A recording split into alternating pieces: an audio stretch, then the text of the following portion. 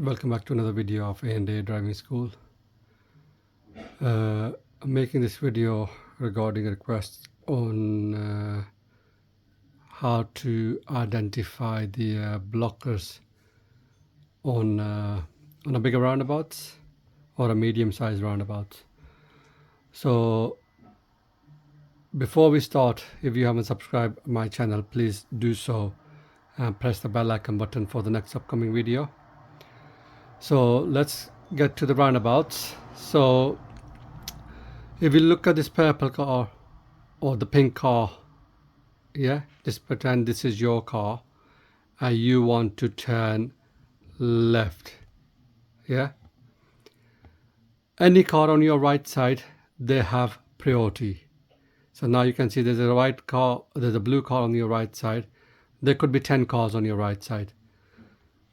You have to give priority to the cars on your right side in the roundabouts. Now you have to find a blocker. What you can do, you can look across the roundabout where the yellow car is and look which way this car is going. If this car is signaling right, that means it's going right, so it's going to come around, go all the way around. That's your blocker. If this car is going left, then it's not your blocker. If this car is going straight, so it's not signaling at all, so it's coming like, for example, going like this, again it's going to block the car on your right side. Now say if there's no car here, yeah, what you can do is then look to your left side. See, if you look at this white car, it's got a right signal on, yeah. If you look at the yellow signal, that's the right signal, yeah.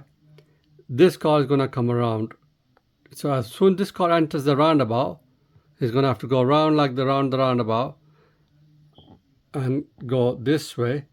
Again, this car will block this car for you, then this becomes your blocker, and that is your chance to take the turn.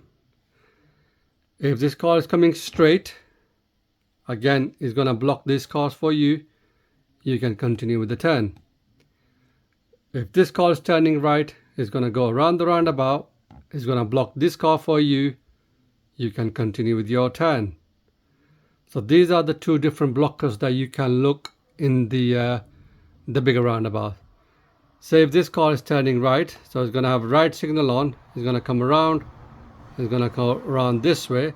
So as soon as this car enters, you can quickly take the turn, or you can continue to wait until this car is going past. Then you're going to have to look for a different blocker.